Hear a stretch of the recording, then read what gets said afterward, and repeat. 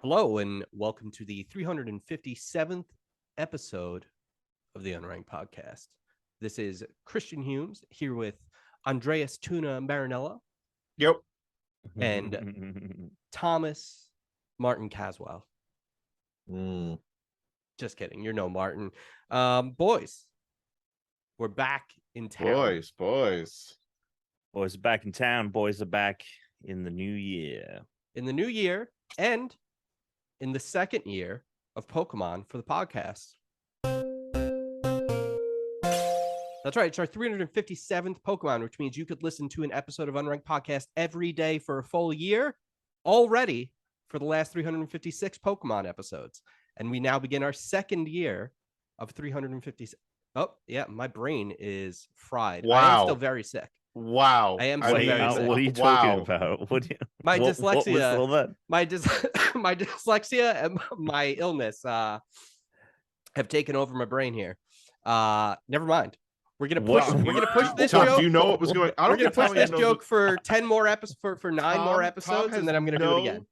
Tom has no idea what was going on there. Tom, Chris was saying that we have so many episodes of Unranked that you could listen to one a day for a year. It's true. Thinking that it was 365.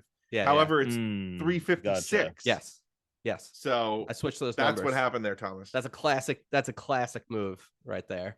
That's the numbers something. wrong. That's like the old days when you used to really mess up the Pokemon numbers all the time. Well, I am very sick, so I'm just gonna go ahead and use that as my excuse. Today is the 357th Pokemon. Right. Can you tell me what is? Is that the second time you played the thing? What's the name? Tropius.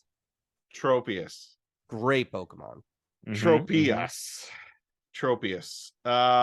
It's just a bag of tropes that you would find in your mediums. Would you like mediums? To take an actual guess? Tropius. Tropius.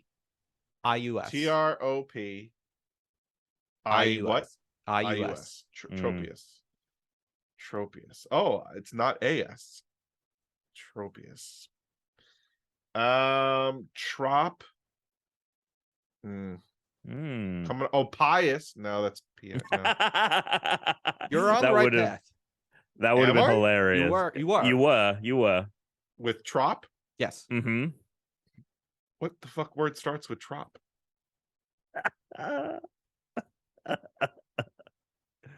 I'm coming to blanks. My brain is blank. It's a grass. There's nothing Pokemon. going on up here. So there's a grass flying Pokemon. Great starts of the year. Tom, why don't you tell us what the name might be derived from, Tom? What it may be. No, I'm not going to look at Bulbapedia. I'm going to guess that it may be derived. Well, I know the first half. Trop was right because I'm assuming tropical is the start. Tropical. And then I think us is probably like Saurus, right? Like referring to like a dinosaur. Mm-hmm. Tropical and Saurus. Yeah. Wow. Yep. It's like it's a palm tree ding, ding. that looks like a dinosaur. It's very cool. Tropius may be a combination, or Tropius may be a combination of tropical and Saurus. Oh my God. Common suffix in names of dinosaurs, extinct reptiles derived from the ancient Greek word for lizard. It may also involve tropism, orientation of plants in response to particular environmental stimuli. Right, but it's the same root as tropical. I mean, it's an okay looking Pokemon. I don't think I've ever seen this Pokemon ever in my life. It's a great Pokemon. I like it a lot. It's in the new game, so when you get the new game, you'll see it. I've personally always held the belief that this Pokemon should actually be in Gen 1. No, in Gen 2. Oh, okay. And it should actually be the final stage of Chikorita. Oh. Because it is very, I mean, it's very similar. It's a grass type. There's a grass type sauropod. It's a long neck. It's got a lot of similarities, right? It's interesting that it is flying type, which I think is cool. It's a good spin on it. It makes it very different because of the giant leaf blades for wings.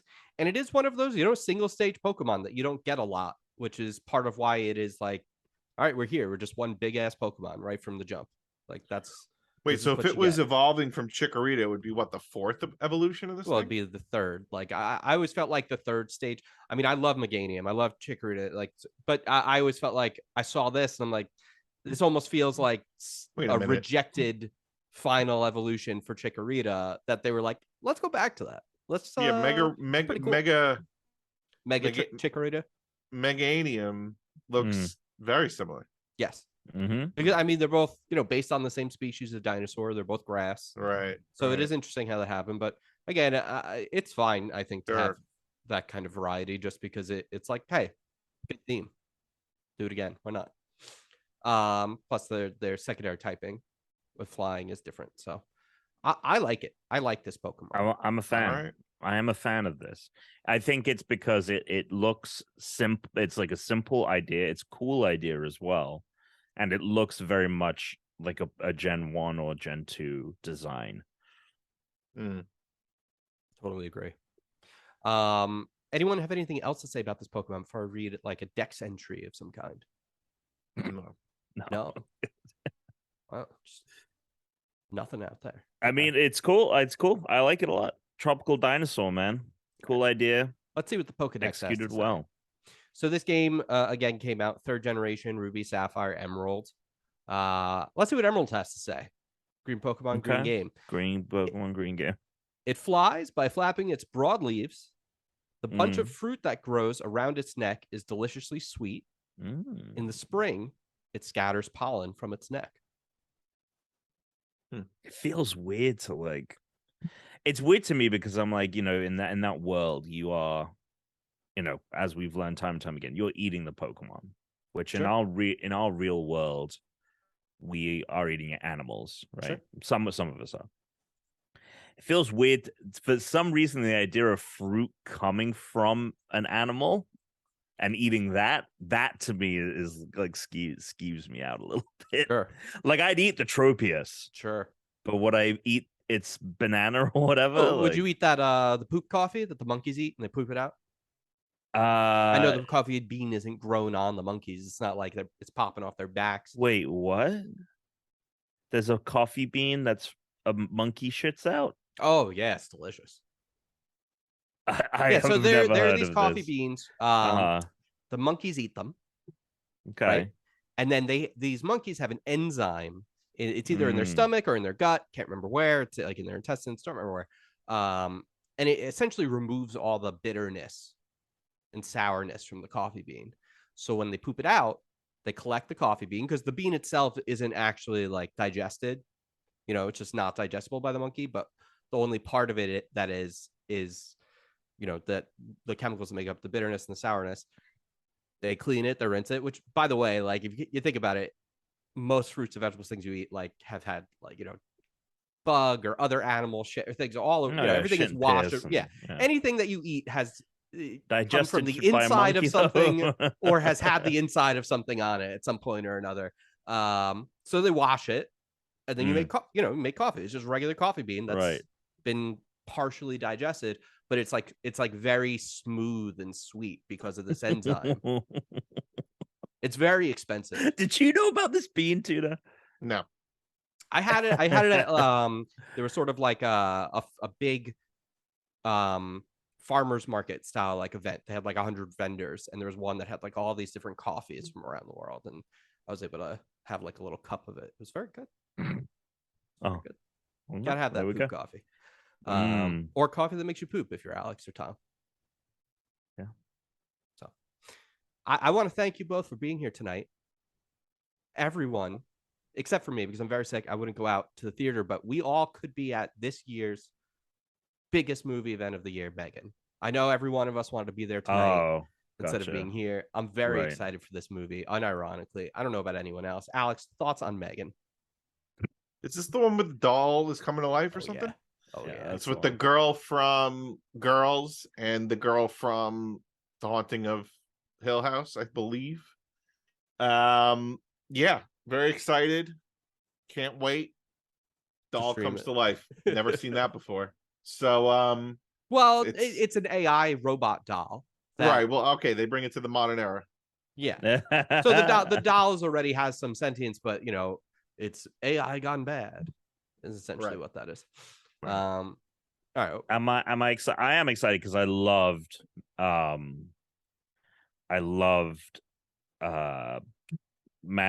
Magnolia. Malignant, Yeah, which was Malignant's the great. last James Wan movie. Yep. And from what I'm hearing, this Malignant. is very Wait, is that the one? Hold on. with the back of the head. Yeah. Well, Mhm. Tom What? kind of gives away some stuff. Oh, we're Eh. fine. It doesn't. Alright. I promise you're gonna watch that movie, and you are going to that movie. When we watched it, I was enjoying it fine. The Yeah. whole movie solely exists just for the kind of like last 20 minutes, Mhm. because it's totally like serviceable and fine up until that point. And I was Right. sitting on the couch with Brooke watching it, and she fell asleep like right before shit hits the Sure. fan, and Yeah. I just remember my eyes wide open, my mouth, my jaw dropping, and she was waking up as like the film was wrapping up at like 20 30 minutes had passed, and she Mhm. was like, "Oh, I'm sorry I fell asleep." And I'm like, usually like I'm cool with you falling asleep, it's whatever, but like I'm gonna rewind that and we're gonna watch that whole bit again. Oh boy. A big Yeah. Malignant fan. So I'm excited for Megan. All right. Hopefully it Yeah, lives yeah, up. yeah, me too. Everything I've heard about it. Yeah. It's got a 94 on Rotten Tomatoes right now for the critics. Is it not 93 streaming? for the audience? No, it's a theater movie.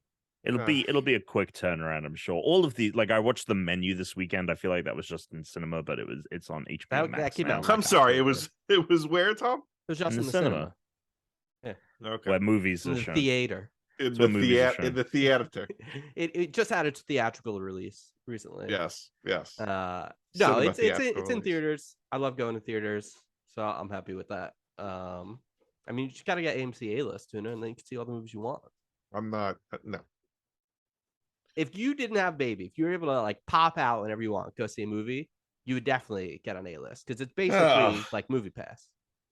Yeah, but like I don't know. I feel like this whole thing is. I mean, I got a nice little setup. It's not the same. I have a better setup. It's not the same. You can go see Dolby, bro. Go see Yeah. Avatar 2 in Dolby. Oh my god, you have to see this movie in theaters. You have to tune it. have You've to. got to see it. I don't know, man. I don't know. What do you mean you don't know? I mean, Alex, Do I the re- water I- gives and takes. do I really give a crap about Avatar? It is there at the It's beginning of amazing. your life This Is movie it is and at amazing. the end of your though? death. The movie is amazing. I'm so It's- excited it- for the next Avatar. It's a lot of fun. It is one of the most Is it a lot of fun, or entertaining. am I like is. 3 hours? Like I don't think I could be away from this house for 3 hours. I don't know how I'm gonna swing that. What are you talking You got about? so you got it, Alex. Here's what you got to do. You got to take a vacation day, and this is a day where you have to Right. go into the city for work, Right. and that work is you going to see Avatar with Oh, Tom. that's a Right. great idea. That's Right, great. Right. I'm gonna walk into the theater in a fucking suit because there's no other reason I'd be going into the city. Oh, I'd have that's to leave in a suit. Oh my god, Can that you drive? would be Can you drive hilarious. somewhere? Can you drive to the train station? Yeah, So you drive to the train station, change in the car. change in the car. That doesn't look ridiculous. But yeah, all right. Speaking of things, have you guys watched Kaleidoscope? No, Oh, this I is the heard new mixed Netflix things. show. I haven't Yeah. watched it. It's okay. Yeah, any what I of heard. these, because the gimmick with this, so this is a new Netflix show for people that haven't heard. The gimmick with it is that it'll present the episodes in a random order to Except for- you, Yeah. except for the finale. I guess the finale is always the finale, but there's 8 episodes and the first 7 are randomized. Anytime Netflix does a gimmick thing like this, I'm always leaving it kind of like, like the Black Mirror Bandersnatch interactive episode was like Mhm. whatever. Although this, I guess, like the big thing with the Bandersnatch one is like there were way more interesting routes that the story could That's go. different. Yeah, that's This meandering is obviously paths. This is not. just Yeah. No, this like is, a non-linear. Everyone gets it in a different order, kind of a thing. Right. And then when I told Britt that like the last episode has to be the last episode, she was like, well, that's stupid. Like, who cares then? Like, Yeah. I thought the whole, like, so it all just doesn't matter. And when you realize that what they're doing, basically, It's not that impressive. No, Like, it's you not could, impressive yeah. at all, especially when you realize why it works. And it works because it's all flashback shit until the first episode. So like, yeah, like one episode is 25 years before the present, one episode is 7 years before the present, one episode is a couple weeks before the present. So like, depending on the order, there's like 1 or 2 parts of each episode. I thought it was like the episodes are all the same, happening at the same time, but it's different perspectives, like different following different characters. No, that would actually be kind of cool. I like that idea even more than this one, but all that this does is create maybe 2 parts in an episode, like that you watch. Like, let's say you watch the 4th, like we're already like 4 or 5 in, and we're already kind of just like, meh, who cares? But there's certain parts of certain episodes that you're just like, oh, if we had known that if we had watched that episode, we would have known that before. But who cares? It's really nothing like crazy special. Or there's even one episode that I would say that we were so bored we were almost thinking of just. And you've only watched half of it, so it's not like it's 1 out of 8 or whatever. It's 1 out of 4. There was one episode that was very boring. So it turns out you can't put America's leading Italian actor Giancarlo Esposito in anything and make it interesting. Because I believe that's what Netflix thought they were doing here. That is, I think, what they thought. And what's interesting is that he is still interesting. He is. Yeah, well, but there's so many America's other people leading in this movie Italian that you're actor for a reason. Right. And there's so many other people in this movie that you're just like, who cares? In this TV show. Another TV show that I actually want to regrettably say that I think I'm out on. The Crown. I heard this season is not good. I loved the Royals. Who gives a shit? Yeah. So no, the first couple seasons were great. The first couple seasons were very well done. I thought it was fantastic. This season, it's not doing it for me. The Queen, it's bad. It is. Oh, it's the Queen's not dead great now. You know, yeah, but still, Winston Churchill's dead. It's like, you know how it's going to end. Anyway, this season is just subpar, like very subpar. Like who gives a shit about what happened in the 90s or the 1500s? What are you talking about? He's making a Pentiment joke. I care very much about what happened in the 1500s, especially in Bavaria. Yeah. I watched all of Parks and Rec over the last week. The whole thing, start to finish? Yeah, I've been very sick. Oh man, I don't know if that is a show to binge that quickly. I'm like half awake just watching it. You know? No, I get you. It's just on again. I don't know if that helps or hurts the No, it was good. It was good. It's it feels like a show that went on for way too long. Like, it almost feels like it turned into like Modern Family in the last 2 seasons. It's like people, like half the people don't even work at the parks department, and they're all like older and like adults, and like it feels like all the character.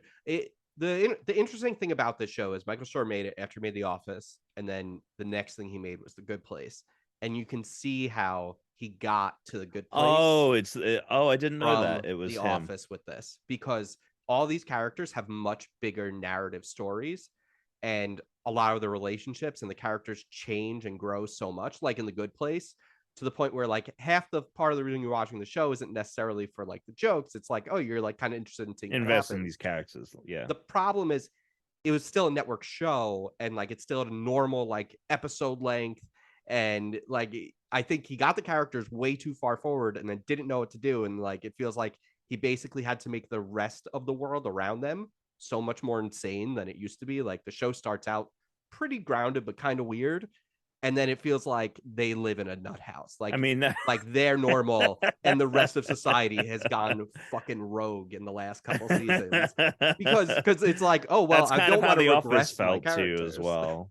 That's no, how The dude, Office. It is way crazier than The Office. Yeah, like I haven't really watched either show. The Office is super normal and grounded to this, dude. It is absolutely insane. The level of theatrics that happened on this show in the last few seasons. You watched it really kind of goes downhill. No, never watched The Office.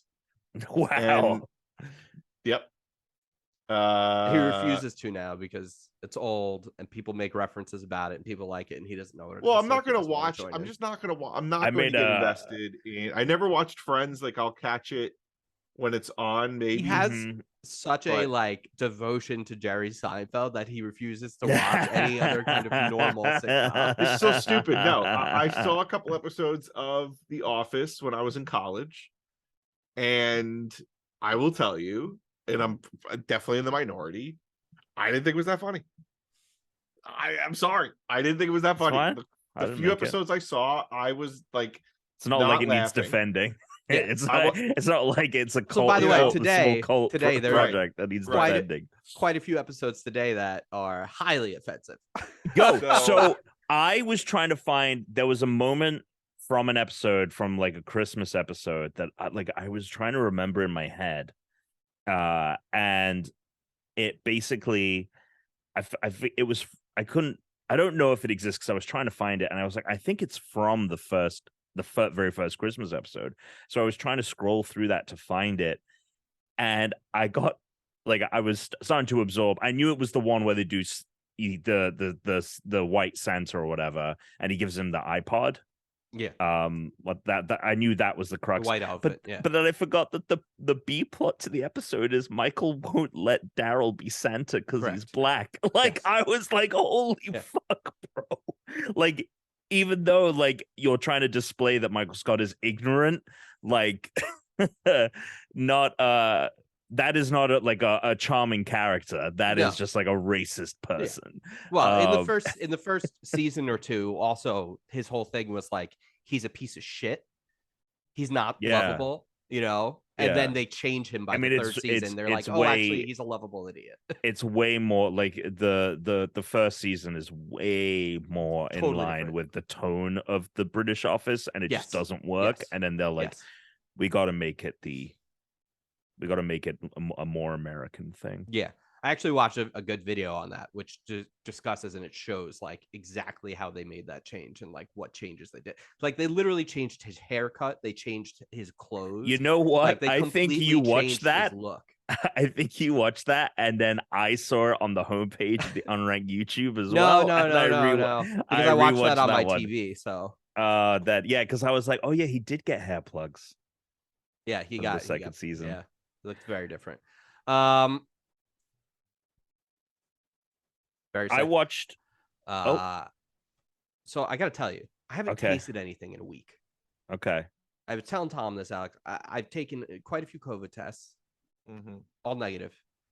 Doctor thinks it's flu. My brother thinks maybe it's RSV, that like respiratory virus that's going out. Sunday was like easily one of the sickest I've ever been in my life. Like I could not get my fever to go away. I was at 103 at one point. I had to take two like semi-chilled showers to get my fever down. Oh, that sounds nice. The weirdest thing about not being able to taste food, and not like I've lost like sense of like smell and like some taste, like limited. I have like I feel like I have like 5% taste, maybe. It's basically gone. So Oh, it's now like I'm sucks. feeling food with my tongue. So like I tried, so like some things I go to eat Yeah. and they're still really good. Like for instance, I had ice cream and my brain, like my brain's still getting the signal from my tongue that it's like sugar and fat.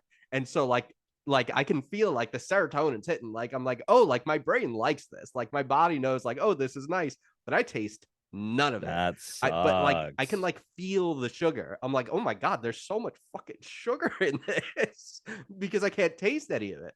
But like the weirdest thing I've eaten was I tried eating a piece of what was it, like pumpkin cake, and it was, I have to tell you, the worst thing I've ever put in my mouth if there's no taste, because it was first just like crumbly and a little dry. It's like it almost felt like squishy sand in my mouth because there was just no taste, but then it like turned into like a paste.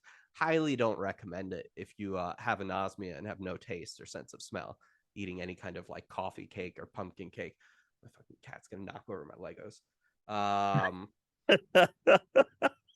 It's really, really weird. So now I'm just trying to eat things based on texture. I've decided if it never comes back, it'll be good. I'll go on a diet. I'll just be eating fucking celery sticks and shit all the time. Yeah, man. Yeah, because I may as well. Yeah, May as well. Salad sucks though. I tried having some arugula. I love arugula.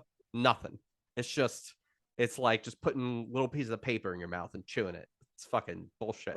Sorry, I'm laughing. So It's real bad. I love the fact pumpkin cake. It was awful. I spit it out. Therese was like, "Oh, try a piece of this," and I was like, "This is fucking gross." Wait, so Therese is not sick? She was sick as well. We both got sick. She was better like 2 days later. Did she lose her taste? No, she's fucking fine. I am not. Yeah. No, you're not. You're really not. That really sucks. Something else that doesn't suck is a movie called The Menu, as I mentioned earlier, that I saw this week. It's on HBO Max, starring Rafe Fiennes as a high level chef. He has a restaurant on an island off the coast. And it's he does one dinner, there's like 12 guests, it's very expensive to get in. Stars Nicholas Hoult as this like foodie who is in love with this guy, the chef, and his date, who is played by Anya Taylor-Joy, who everybody loves. Who everybody loves, and has a very interesting character in this film. And yeah, I mean, not to spoil too much, if you've seen a trailer, it's a humorous, but it's a thriller. It is a thriller, and very kind of a satire in many ways. Very enjoyable. Performances fantastic. Ray Fiennes crushes it. This might be one of my favorite roles I've seen him in, and he's done a lot of fantastic work. Anya Taylor-Joy does a great job. Serviceable. I feel like the overall. What's the length on this? Short. How about the girth? Actually, I tell you what. No, it might actually. I think it's close to 2 hours. I guess just like coming out of watching Avatar, anything feels short. But really, because you saw it twice, right? I've seen it twice. Okay. Avatar doesn't necessarily feel long to me. Yeah. Like at no point when I watched that movie did I think like, all right, that's time to wrap it up. Let's see at all. The Menu. It's we watched it in an evening. Runtime.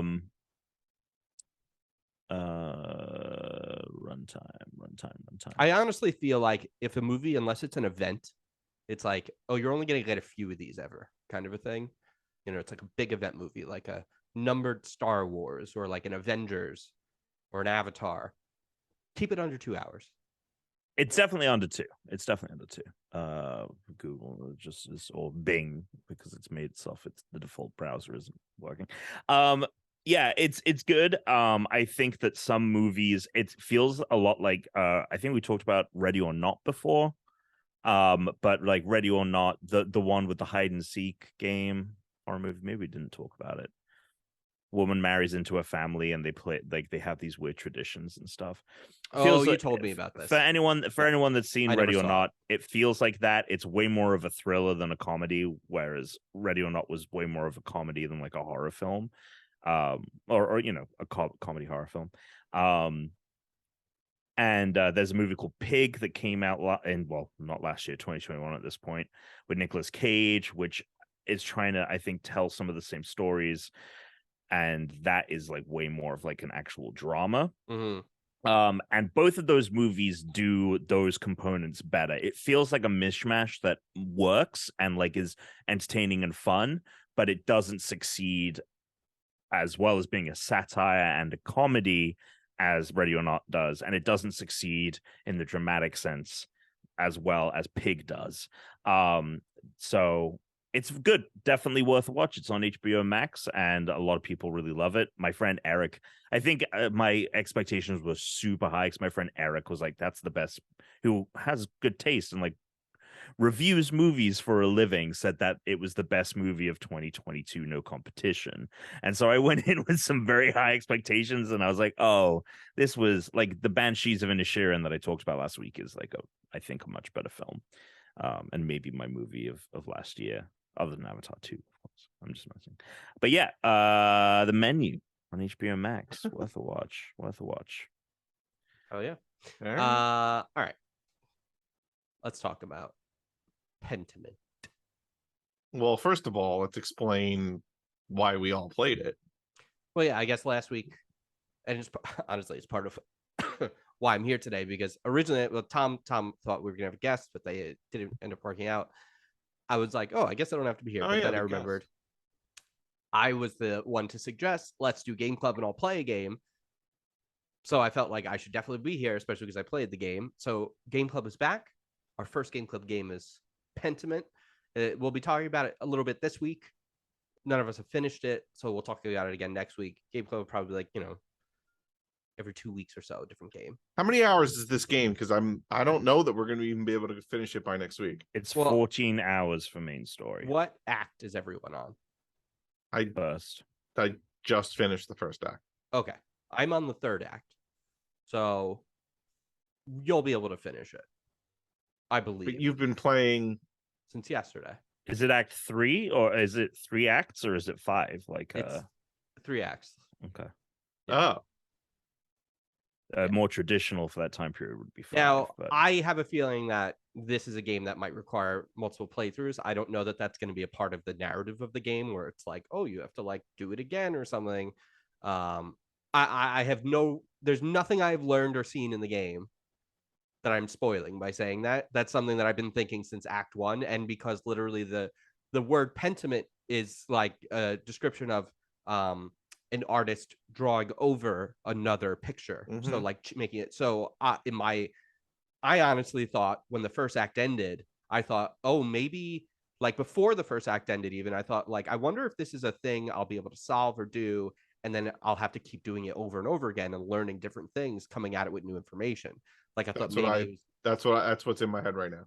So I'm wondering if after I finish all 3 acts, if I'm going to get to do it again, but make different decisions with like an accelerated timeline. I was going to say it's got to be accelerated because it's been a while. Well, the full completionist run apparently is around 20 hours. So there must be something like that, I would assume. There has to be, because like, all right, so let's talk about the game, because now we haven't described it at all. Slater in the chat real quick, he said, honestly, a good game if you're looking to not play a game and want to actually read a book.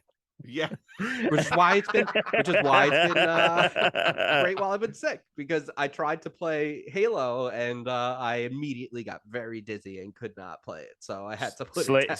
Slater says that he did like a lot of the side stuff and it took him like 25 hours. Yeah, so okay, so well, hold on. Let's preface this by saying within 2 weeks I 100%ed Vampire Survivors, so which is like the biggest turn of events I think ever, from me shitting on that game completely to then 100%ing it in 2 weeks. I finished, by the way, the main 100%. So Chris also, I now have to do the DLC. Yeah, there you go. So Chris is also right there. So it's ridiculous, the turn of events that happened. All right, so Pentiment. Amazing game. Pentiment. Yeah. Tom, you want to take a stab at it? Like just talking about so paint us a picture. Oh, what it's about. And then we'll paint a picture, baby. Yeah, you paint a picture, we'll paint over. We'll add to it. Okay, yeah, we'll add to it. We'll paint over. We'll scrape it out with a rock. And then it's set in mid 1500s Holy Roman Empire. Is it the mid? I thought it was early. If is it like 1538 or something? It's like 1518, but we're gonna keep going. Okay, early 1500s Holy Roman Empire. In a town called, well, they keep referring, for clarity, I have played the least. I think at one point I had played the most because I started it early, and then like the past few days I haven't like really touched it too much because of things I have been wanting to like get back into it. Played a little bit before we started recording this episode.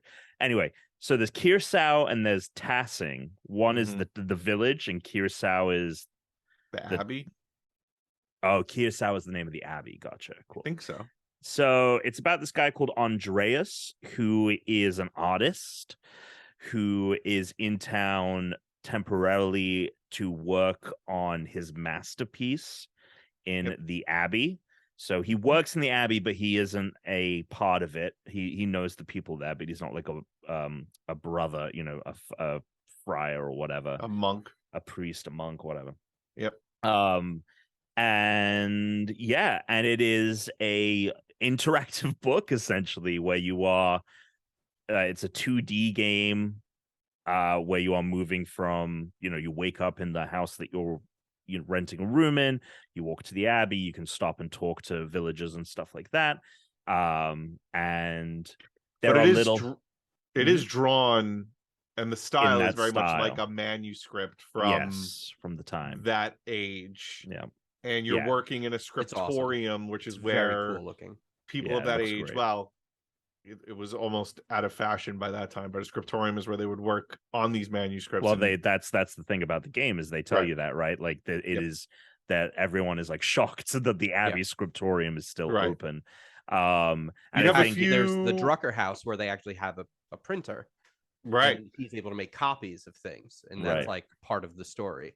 It's like, oh, well, you're looking at this guy. It's like, well, what the fuck do we need this for? Yeah, exactly. And that, I'll start it there with my thoughts on the game. I think that the game immediately kind of like sets the tone very successfully, and it kind of engrosses you in that world, a time period. Obviously, like Tuna knows a lot about old stuff, right? So he's probably coming in out of the three of us with a lot more knowledge about what to expect during this time period. But it's obviously not a game or something that or an area that I would regularly know about a lot of things, but I immediately kind of like knew what the dynamics between the characters were.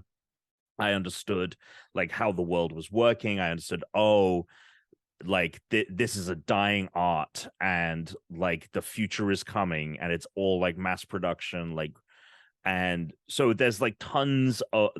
I feel like the game like throws a ton at you, and like really like respects your intelligence to understand and follow along, but it makes it really easy to get lost and kind of engrossed in it. I'm really enjoying my time with it so far. Go ahead. How far into it are you, Tom? Very early. But something has happened. Something has happened. Yes. Okay. So I think we could talk about the thing that happened. Okay. I don't think that's a spoiler per se. I personally feel like the game takes a long time to get to that event. It's kind of important though, but I did feel this, like I felt that while playing it, but then it gets way more engrossing. Yeah, but I afterwards. personally, for me, I didn't mind it because I liked going around and talking with everybody and getting the story of people's lives. That's how I felt too. Conversing with people, and I found the writing is really good. Like I found two things before. I guess you were supposed to find them, but who cares? You can find them any order you want.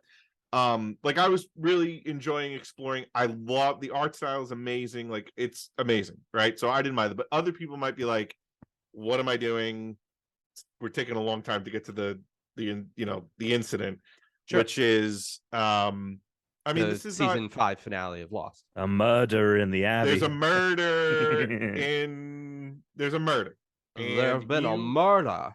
Yeah, there's been a murder, and you have taken it upon yourself to investigate the murder because your friend, as much of a friend as Andreas could have, has been accused of it, and Andreas doesn't think that guy is the one who did it. And so I think ultimately Andreas, being the like kind of honorable man he is, and also being much more scholarly than basically everyone else in the town, he would likely probably get like, there's a chance he would get involved regardless. I feel like, yeah, but I think what we actually missed is that you can pick qualities. But I wanted to go through with this. I've been waiting for the description part to end. I wanted to go through with this. Well, because you say scholarly, but depending on what you chose, depending on what you chose, though, he still more educated than everyone else there. I mean, my character is both scholarly and debauched. So like everyone there, I mean, the fact of the matter is he can read, and most of the people in the town can't. So like he's already a bar above everyone. Sure. Well, not everyone. Like there's almost everyone in the town. In the town. Yes. Not the Abbey. Sure. Okay. fine. Well, it's a different kind of intelligence, right? Than the intelligence. Well, of where did of you the guys Pokemon. pick? Like, you can So pick yeah, where I Andreas is from. took I'm notes. looking up the choices right now. I've got it. I came from Italy. Same. Same, Of of course. course. I Um, knew we were all gonna fucking pick it. All from Italy. Nice. I studied medicine in college, No, I did not. university, I did not. and two of my favorite classes were oration and logic. I picked oration and logic as well, but I picked law as my area of study. Right, Ooh. right. You really are Andreas. Wow, I Ooh. think I built the exact same character as Tom. There you go. I really Can you- wanted to Mhm. pick the debaucher, like the worst one that was like, I'm an occultist or whatever, or which one was the one where like you're just a dick? Like I wanted to pick that Well, one, I but I thought it don't. would have been a I little bit. picked like it had nothing to do with like my studies. It was kind of like, why were you in Italy? Or something like that. And I picked like the one where I was like, I'm party? just there to have a good time. Yeah. Yeah. Because Yeah. I kind of got that sense from Andreas that he is a little bit more of what we would consider like a modern man comparative to Right. everyone. Like he doesn't Yeah. really believe in God. Right.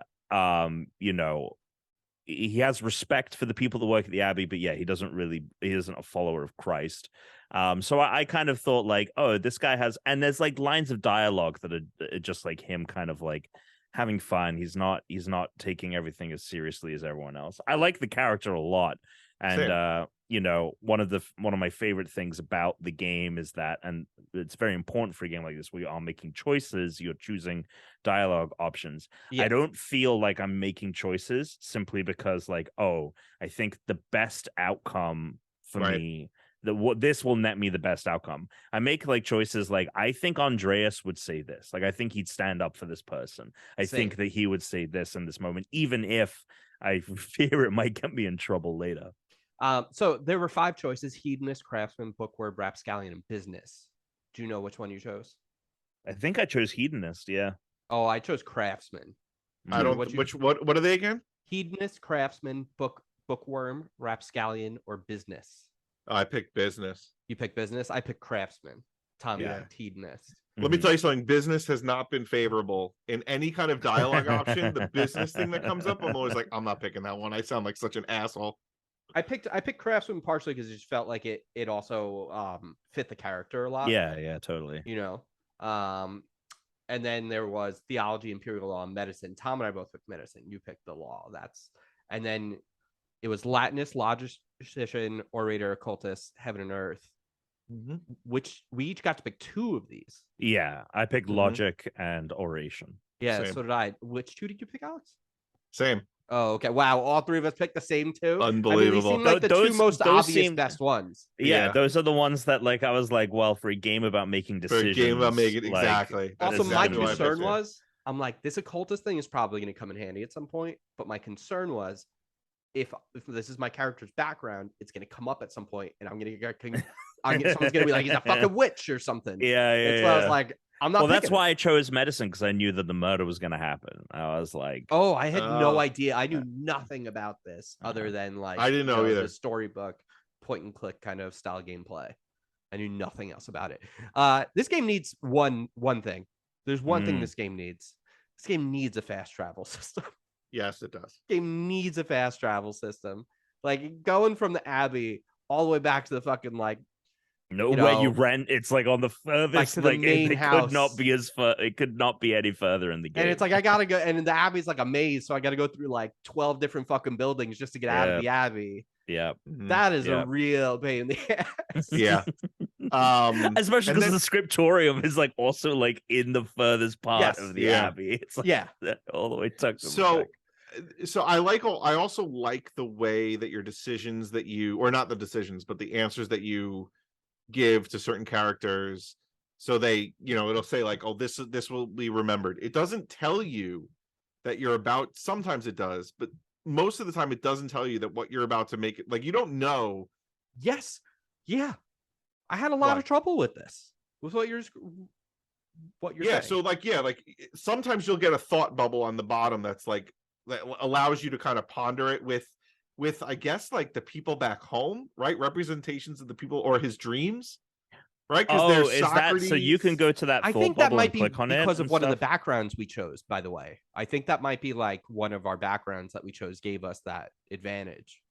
I could be wrong. No.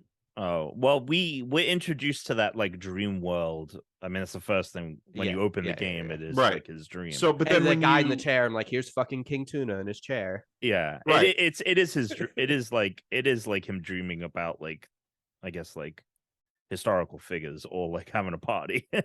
yeah. So like, Um, but when you have the thought bubble, you have I didn't know you could click on that. I didn't know that was an oh yeah, interactive that gives thing. you like Shit. that gives you kind of like an internal thought process with the people who are in that dream world being like, well, if you pick this person will think this of you. If you pick this person will think this. And then it has the gesture being like, fuck all this shit, do whatever the fuck you want, go on. Anyway, most of the time though, what I like is that you don't know which, like when you're answering a question or giving an answer, that particular one is going to be remembered. Not every single answer you give is going to be quote unquote remembered in terms of gameplay. There were definitely but you're not given like a but you're not given like a ding or anything like that being like, hey, hold on here, pal, because you're about to make a decision that affects the gameplay. And then I like the way that it kind of has a real effect in the game. Like eventually you'll get to a part and someone will ask you a question and you will either fail or succeed in persuading the character based on your prior answers. There's nothing you can do about it. And it's also like what I love about that gameplay aspect is it's not just like you did A or B, and depending on A or B, the character's going to respond this way. It's like an equation where it's like you did 2 positive things, but you did 3 negative things. And so it's going to go this way, simplifying the mechanic. But yeah, it's never just one aspect of it. It's always a multitude, which makes it impossible to even try to figure out like, well, what's going to net me the best outcome. There were plenty of responses I gave that were negative, which I did not think were going to be negative. And it was because like, I don't know the person I'm talking to well enough. And so the thing I said to them, I thought was the best thing to say. And then it pops up, it's like failed. I'm like, and then it tells me why I failed. I'm like, fuck, I did not know that. And it tells you why. Right. So like, let's say you're speaking to someone and you succeed or fail on something. It'll have the 5 answers, or it'll have the 5 instances where you failed or succeeded in 3, failed 2, which means you didn't get to progress. They all have different weights, right? Is that what that demarcation next to each of the things I think is? It is like a weighting system. Some of them are like this choice like was 5 stars compared to this little thing you did, which was 1. For me right now, I just finished the first act, and so I don't think this is a spoiler because there's 3 acts. I mean, like you don't have to pick, but well, you try to solve the murder, right? Okay. I don't think I solved it correctly. I'll tell you right now, I definitely don't think I solved it correctly. I did not solve it. Yeah, me too. Oh, like the murderer? Bro, it's straight up. Have you watched Murderville on Netflix? I haven't it's straight up like the end of Murderville on Netflix, where whether like it was not that, it was actually this because of this, and this. It's also possible, I think, and I could be wrong, but I think that there might be other suspects, and because I didn't make certain decisions, I don't even know who they are. Right. And here, so Tom, like I'm like, I definitely got it wrong. Yeah, I definitely got it wrong. Take your headset out. I want to ask. Actually, right. no. I'm just gonna. No, we'll do it. Wait till next week. Let me tell you because wait till next week. Okay, wait till next week. Wait till next week. But what I will say though is that what I love about this is that like I felt like the pressure was on to make the right decision because I didn't have a lot of time, because it tells you in the top corner, it says the archdeacon is coming in 28 hours, whatever it is. And there are certain things you do, like you can only do so many things. 3 meals in that time. So you only have 3 people you can go to talk to during mealtime. And certain things that you trigger will like trigger a meal or this or that. And then it's like, well, if you're hoping to go do this other thing, too late. You just made this choice instead. Right. Or you'll go do something and it will tell you like, hey, if you do this thing, it's going to take half a day. So you're not going to be able to go do that other thing that you said you wanted to go do. Yeah, the game has just started like doing that for me, basically. Like I went to do A, right? But I didn't do B, and there's no chance to now go back and do B. I missed out on B. B is done. B is in the past. I am now moving on. right? And like Chris, I'm pretty sure I got this totally wrong, and that's why I kind of want to play it again, because now I'm like, well, I want to see if I had chosen the other path. I don't know how it's gonna end. I don't know if it's new game plus or if I just have to make a fully new game. Like, I'm very interested to see how it goes. It's a very good game. I'm gonna say some things about what's coming up for you guys without saying anything. Okay, what does that I have mean? yet to spoil something on the show like Alex and Tom have. So, I'm gonna go ahead and be careful. Can you believe it? Can you believe this, Judah? This nonsense. It's ridiculous. The second and third act the second act was phenomenal. Like, the first act I thought was great. I think the second act was even better. I like the second act a lot. But it's very similar to the first act, but also very different. The third act is the most different now, it feels like. The third act feels like, even like, I'm like, whoa, this feels like, again, it's still very much the same base gameplay, and it can only be so different. Right. It can only be so different. It can only be. But at the same time, I'm like, there are fundamental changes that have occurred here in this third act.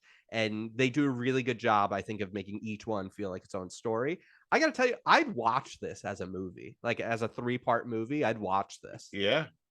I would absolutely watch it. It's a really well-written story. But you know what? It is. That's what I love about it. It's so well written. Even though there are parts that made me feel like I'm in CCD class. And like, it's a really well-written story. There's also like no voice work at all. It's all like just like background sound effects and the scratching of like a pen. I love the scratching of the pen. The scratching Some people might not like it. I really What are you doing with the text? You guys have yours. Mine's I turned my text on just auto load, fastest text possible. Well, I'm like tapping A so it quickly loads it. Same. I guess. Yeah. You can just set it so the text just loads. It's just there. Yeah. So let me ask you this: like, you could make Did you put it so that the text is just fast in the sense that it just appears? I like seeing it. I like it like kind of animate out. Yeah. No, I just made it so it appears. Okay. It's faster. Are you reading the regular plain old? I am reading the regular print. I'm not reading the fucking fancy print. No. Okay.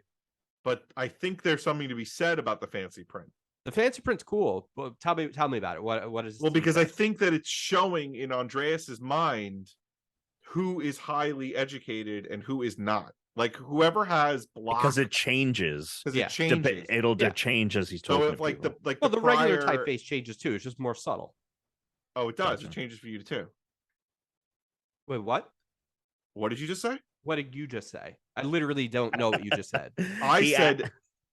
So you said it changes for you as well, but subtly? Well, there's still like 6 different typefaces on the regular print. It's just all less fancy. Yeah. Okay, because there is because in Andreas's mind, he thought someone was very smart.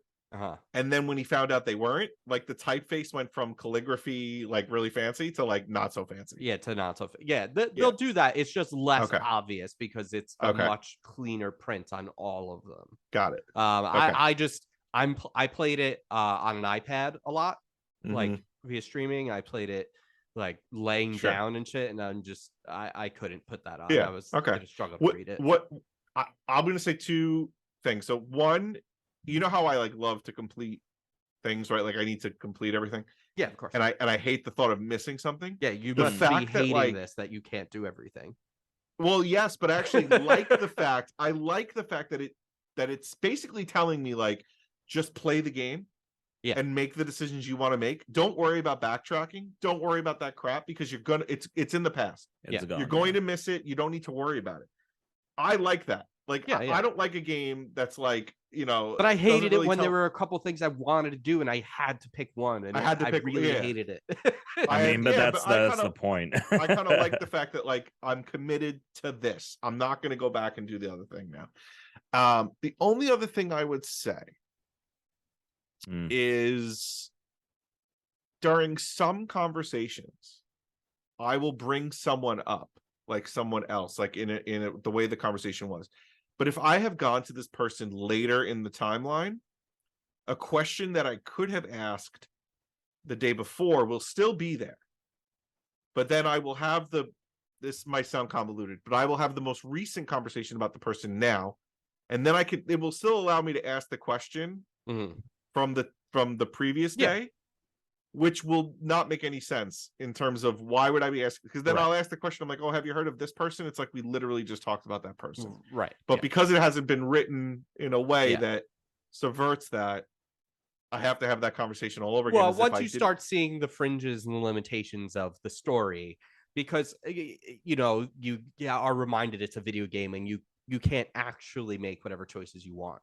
No, but it's close. It's close, but pretty but fucking good. I was trying to role play the game a little bit, right? And the character I decided is that my guy, I really wanted to place him in this world because the writing is so good that it really reminds you like just how far we've come as society from here, and just like at the same time how little has also changed and how most things are still just driven by, you know, class systems still. It's just we have so much more education now available. That's the big difference between now and then. Like primarily, like that's how people have gotten their power, and we've kind of wrestled it away from everyone else. And you know, and that's also why like a lot of rich people try to devalue education and make parts of the country and parts of the world like less educated, because then it gives them more power. Like it's a very obvious thing, and it's a big part of what this story is about.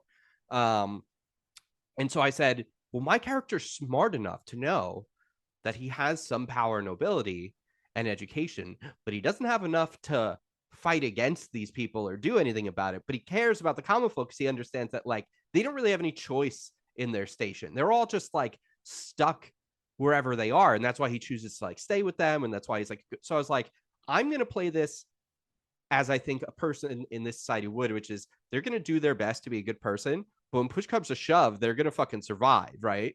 And when that inciting like event happened, I was like ready to just fucking be like, sucks for this guy. Like fucking let's string him up. Like I'm with you boys. I'm with the diocese on this. Let's go. Because that's what that person would do in that society. And I was playing it kind of like a snake up until that point. And when I didn't actually have that choice, I was like, oh damn it. Okay. So then I just kind of change how I was playing.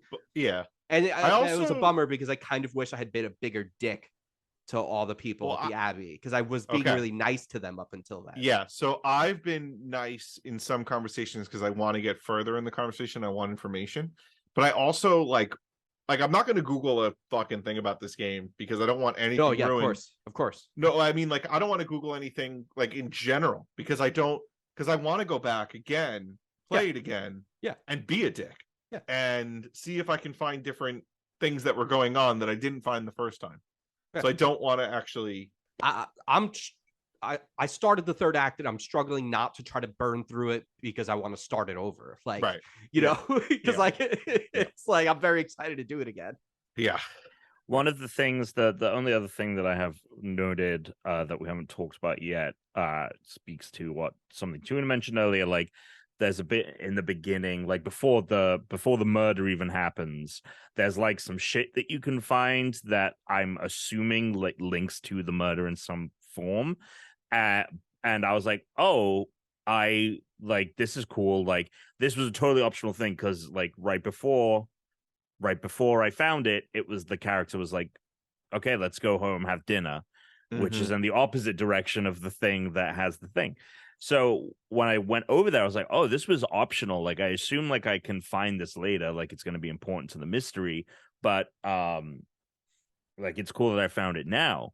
But the game wouldn't actually let me follow the thread of it yet. No, and there's a couple of things like that where it's like, oh, you are blocked from doing this. Even like right now, there's like, oh yeah, it's the thing of like in related to that, there's something I need in the library that can help me solve that, but I can only go at a specific time of day and it has to happen in a certain space in the game. And so if you try to go at night to find that thing in the library, he will say to himself, I could go here, but I don't know what I'm looking for.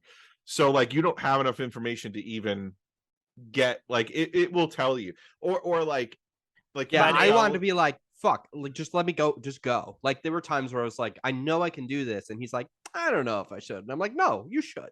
Right, like, right. Let me just say, let's go now. Or like if you've been to the old Roman like salt mine, right? Okay, there's a path that goes all the way to the right. Yeah, there's no prompt over there. Yeah, but there is something there. Yeah. You know there's going to be something there eventually. Right, But you can't check it out now. Sometimes may or there may are not have prompts been on there. things. Sometimes there are prompts on things. It may or may not have been sometimes- awesome. Right. So I don't know how to feel about that. I think, you know, it does play into the fact of like the game is limiting you in certain ways. Like it as you said, you can't backtrack. If you miss something, you miss something. Yeah. I like that the game does that, but there are things where I'm like, oh, I wish I could have followed this as far as like I wish there weren't maybe some the time being a thing where it's like you can only do it a certain amount. That is like not a construct of the game. It's a construct of like how life works. Yeah. So like that doesn't feel cheap, but there are things where it's like, well, I just kind of want to go in the library right now. Yeah. I know. Well, no, you're right. When as you progress through this first act, like you're gonna be frustrated. I was fucking frustrated because I was like, I was also worried so much about people trying to like set me up or like being in danger. Like I wasn't sure what the rules of the game were. Right, what in are the rules of the game? And there are so definitely there were things moments I where didn't I'm like, choose. I thought maybe they were dangerous. Right. And now I'm like, I kind of wish I had done those. Like, well, maybe any they other would video have game, been. I would have done those. There's a moment that literally just happened right now that was like, you know, we've already said there's a murder, that you have the option to go like inspect the body, and there is a moment where it's like, oh, I could be caught with it, and like I hid because I was like, Oh, so wait, did you guys inspect the body? Yes. I did not inspect the body, which means I've done something that you both will not have done. Probably didn't do. Yeah, and that was the thing, is like I didn't know. I was terrified. I was like, "Fuck this guy! This guy's trying to set me up. He probably did the murder." that was immediately what I thought. Well, I mean, that was definitely the trepidation I had going into it. I did it because Tuna texted me and was like, "Have you seen the body yet?" And I was like, "No, like that's like just about to happen." So I was like, "Oh, I guess I should go see the body." Something happens during that thing, and I wanted to see if anyone did it because there's a comment made, and I was like, didn't someone make a comment similar to that?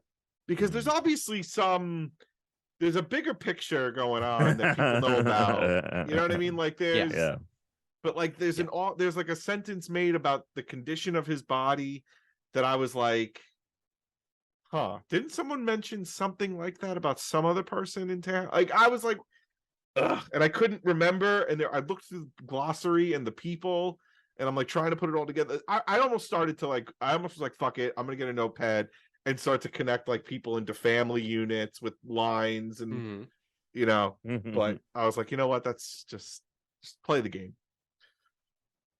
Just play the game. It's a really good game. Yeah, definitely check it out. And I'll say this for people, you know, I'm someone that does not enjoy games where you are just reading, but the writing is so good. It's given to you so snappily, and with the animations of everything and the sound effects, like you are so absorbed into it, and it really is like reading a really good book. Whereas I feel like a lot of games where you have a lot of reading to do, like I'm like, this is not why I came to this experience. But yeah, this game, they're doing it right.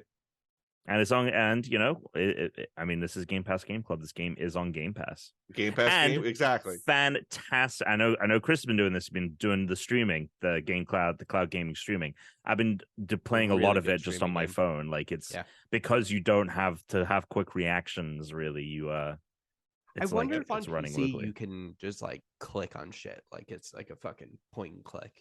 You know, I've been trying to install it on my PC, but this computer, in the Xbox app, when I try and download something, it shoots up to really high speeds. It's downloading at 500 megs down, and then it goes to kilobits, and it just bounces back and forth. So I haven't been able to play on PC yet, but I kind of want to, because you probably are just like clicking around on shit.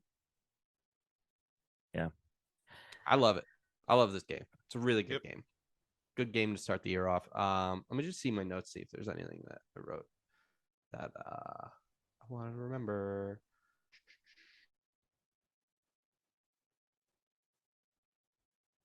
Oh, I wrote technology is incredible, because I was high while I was playing this. And then I was just thinking, man, it's crazy back then. They're like, these are the books that we have. There's all the knowledge. We got to have these motherfuckers just copying it. They could change anything they want. And if they do, they're just going to be for like generations, maybe thousands of years. People are just going to be reading bullshit that some guy decided he wanted to change. at any fucking time. Like the Bible. Like the Bible. Right. No, of course. But it's one of those things that and you've known this and you've learned this, of course. You've had this thought, but every now and then it pops back into your head and you're like, everything's just fucking bullshit. Everything's just made I can't up, believe based on bullshit. I don't want to get into this, but we'll. I mean, speaking to that, Chris, I think one of the things I love about the game is there's a really great interaction. I don't know if it has any weight at all with what I've done, but you're speaking with one of the nuns and you're helping her collect the books. And as you're collecting the books, you're like jumping into them and it's explaining the story. I thought it was such an amazing moment because not only is it like great dialogue between these two characters, but also like, it was like the moment like taught you like, oh man, like back then, like books were so important. Yes. And you couldn't lose them because they were like magic to people. This is the beginning of the era of like mass printing, right? We're at the very threshold of that. Like before, it was like you'd have to hand copy everything. And so it was just like, oh my God, these things are so powerful. And you understand like why people thought that books were dangerous because like the knowledge, and you can't just go down to the store and get another book. I can't just think like I could literally order any book I want, almost any book I want right now from Amazon, get it delivered tomorrow.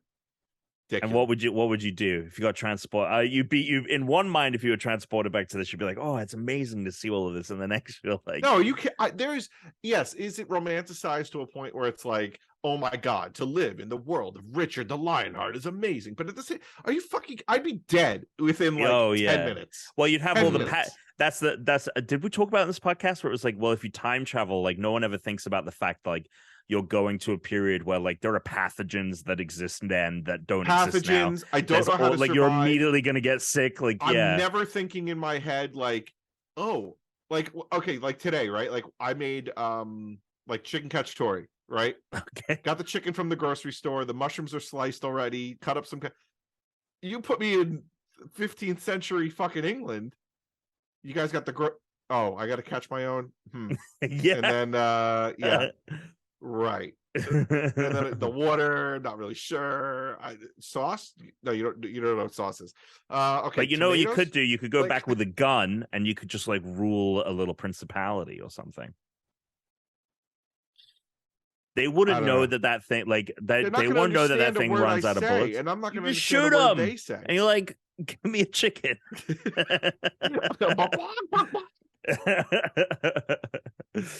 Yeah, exactly. You just do that. Anyway, good game. I'm excited to continue it. Hopefully, it sounds like Chris will beat it by next week. Hopefully, we can all get her done. Yeah, we got to be. Yeah, you got to put some time in on this. This is a 2-week term. I think honestly, we need to be honest about these game club games, and I think we should not like rate them, but what we all just did now, I think, is perfect. Which is, are we going to keep playing it, or are we not going to? I think it's very good to have the check-in.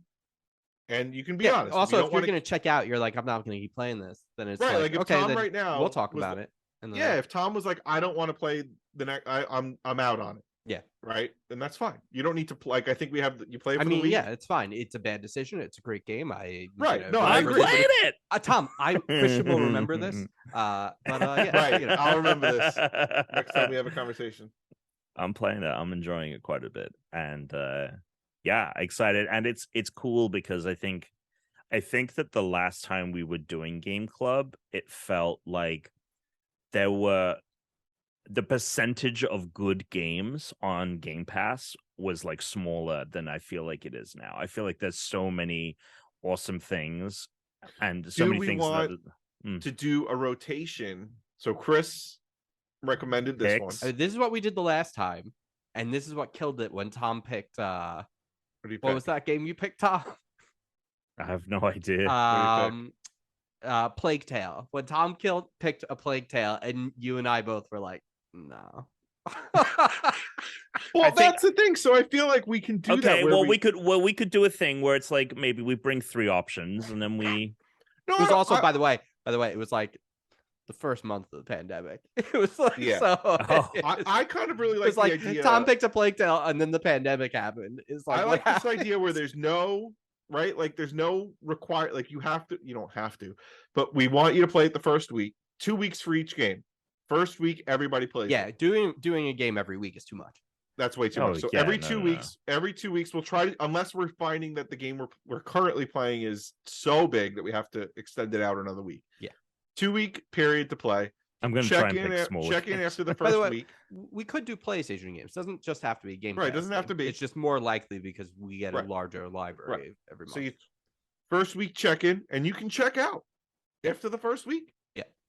But we don't pick another game until the following week. All right. Well, you better start looking on that game. Yeah, I'm clicking. I'm thinking. You're gonna have to. You got 1 week to decide what we're gonna be playing. Maybe we'll take a breather week in between. Dan's gonna be back in 2 weeks. At which point, No, it's like it's if we keep doing them on Thursday, it's like 4 weeks from now. what? He said the 26th, didn't he? It's like 3 weeks from now. Okay, fine. 3 weeks. Fine. Dan will be back in 3 weeks, which is when we should be doing our fantasy draft for this year, which Tom ran away with after. I was gonna bring it up in the news. Yeah. So let's move on to the news, unless someone has anything they want to talk about. Otherwise,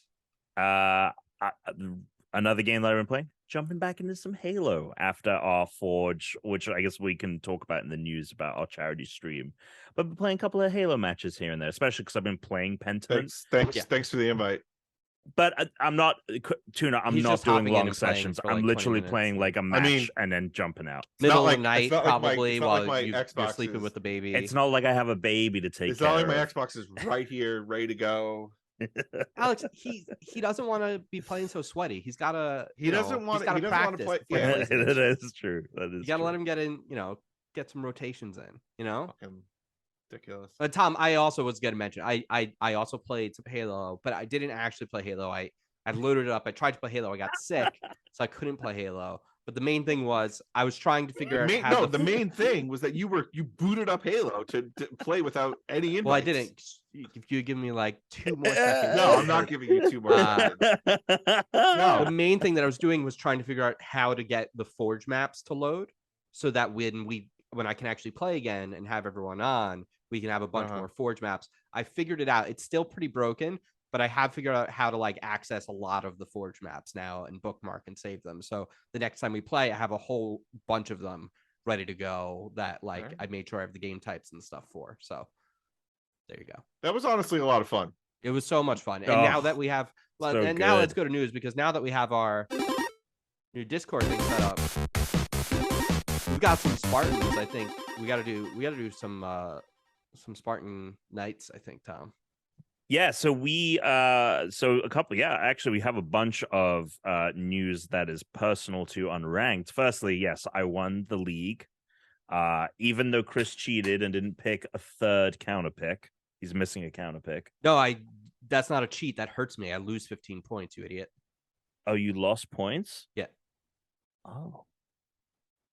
If you don't pick one, you I lose didn't an extra know. 15. Oh, shit. I was screwed no matter what, Tom, because I did the same thing I did last year, which is E3 and other gaming events came around, and then I forget to fucking go and pick up the games, and then you pick them up, and then the day I remember, it's too late. And I pick them up for so cheap. I only paid $1 for any of the games you got all the good games. That was it. It was I did myself in. So now it's Tom has 3 wins. I have 2.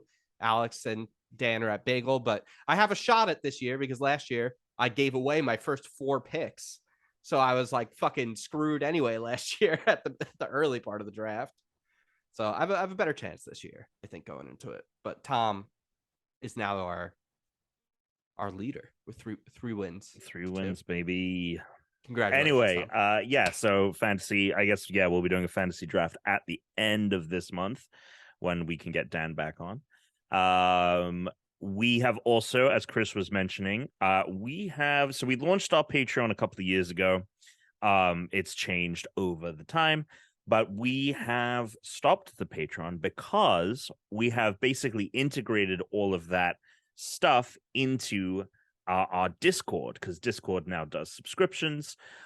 So I pitched to the guys. I was like, look, we use the Discord a ton. We only use the Patreon to put up bonus stuff. It'll make it so much easier for us, and when I say us, like me and Chris, to like put out the bonus content to people. And it'll make it hopefully easier for people to access it because they just have to go to the Discord, and it should make it easier for people to like discover that we even have bonus content that they can subscribe to. And yeah, we've called it, or I've called it, you can sign up. There's only really one tier. It's the Spartan tier. It's $5 a month. It replaces our Great Bull tier from our Patreon. It basically gets you all of our bonus content, which includes being able to watch us live every week, a post show. So there's a little bit of extra Unranked you get every week in that live stream that you can also watch later as a VOD.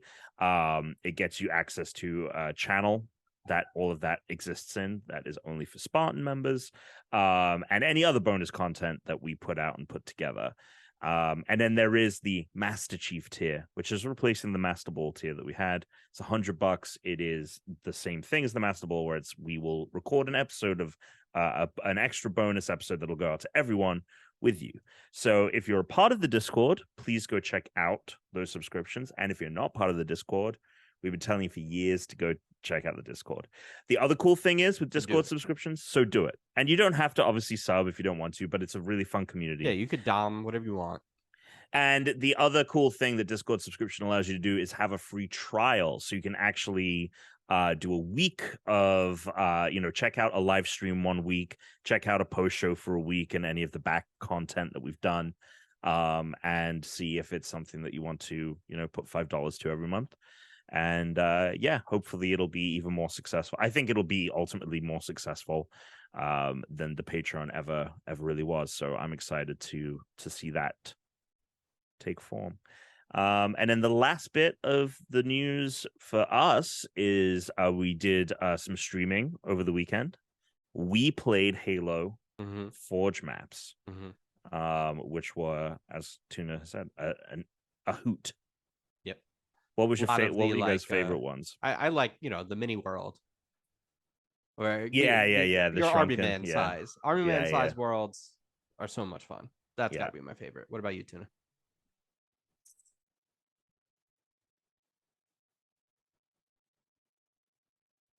Super Mario? Super Mario is pretty good level. Super Mario was good. I have a little bit of, I kind of enjoyed that one that was we didn't know whether we were coming or going, the messy one that was just like a big circle, and there was like random, and it was jungle, there was trees everywhere, and there was random crap everywhere. I like that. Yeah. That was nuts. That was so unlike random stuff. The one that was basically, Alex, it was just like a giant island with a ton of foliage, and it had like towers, had random places where you could hide, where you could snipe. It had every vehicle, every weapon. Oh, that random one. Yeah. Yes. Yeah. It was basically like a training map mode where there's like there's points of interest, there's tons of weapons everywhere. Yeah. That was fun. The GoldenEye level was GoldenEye level was ridiculous. That was a really good like design, really poor like map, like weapon placement. And for not great for Halo. It would be okay for Halo if they did you had to scale it up better. Yeah, they didn't scale it properly. That's for sure. It was a little small. You couldn't really way too move. Fast. Yeah. Yeah. You were moving through corridors but like the fact that they did the vents and I got up in the vents and shit. Yeah, that was a lot of fun. I mean, I guarantee pretty soon there's fun. gonna be like, give it a couple months, there's gonna be every GoldenEye map and they'll be made way better by someone else. That's definitely gonna happen. So we played that on Saturday, but prior to that, we had I played Final Fantasy 14, got back into that, started the Heaven's Ward expansion, which, as everyone has told me, way better than the base experience in Final Fantasy 14. The story is so much more engaging. There's way more voice acting, so it's not a slog to get through. So played 9 hours of that with Syra, who is a big Final Fantasy 4 streamer, and Echo Clo, who also streams Final Fantasy, and had a ton of fun with that. Jumped back into a bit more of that on stream, so getting through with that. And then we had Mike Amos, who did his dancing experience after show last year, raised $1,000. He doubled that this year. He raised over $2,000, which means that he has to get a tattoo. Which was he has to work on it with like he basically raffled off like the decision, so he's working on the design with this guy.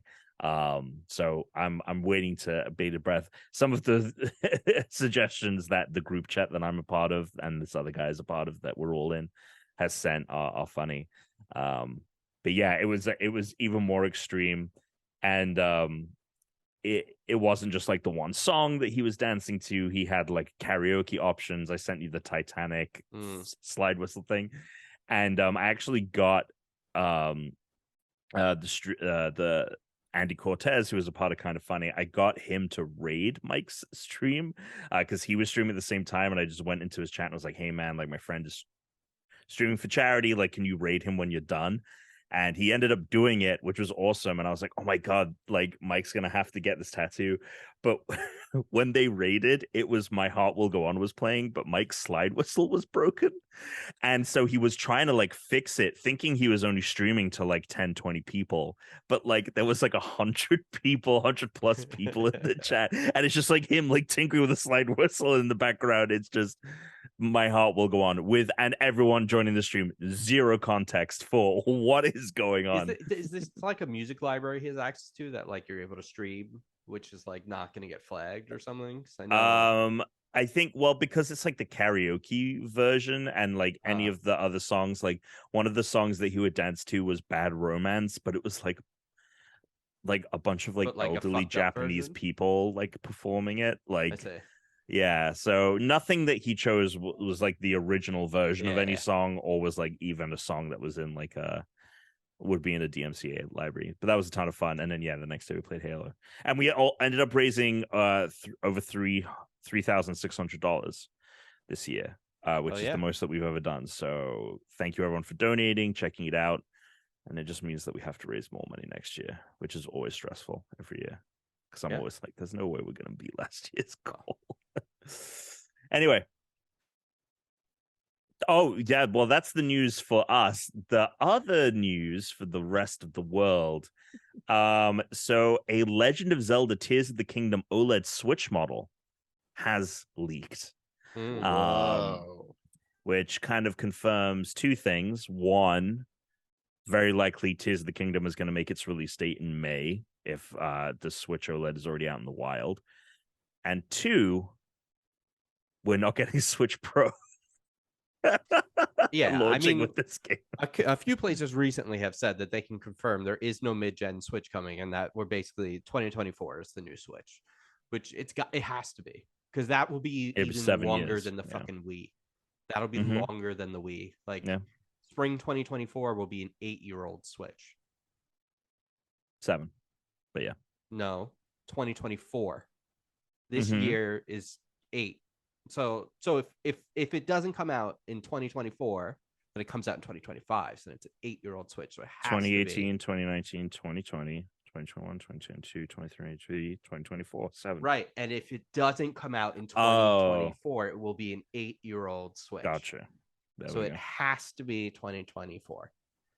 Because I don't think we see a Switch Pro. It's too long. The hardware that's in this thing was years old before the Switch came out. You know, like it's not like it launched with bleeding edge, hardware in the year that it came out. It didn't. We need it. I need it. I can't. It's not good hardware, and we're gonna have a new Pokemon game coming out in 2024, and then what should be a new generation in 2025, which should be hopefully like the delivery on what this generation was. And I need that to not be on the current Switch hardware. I need that to be.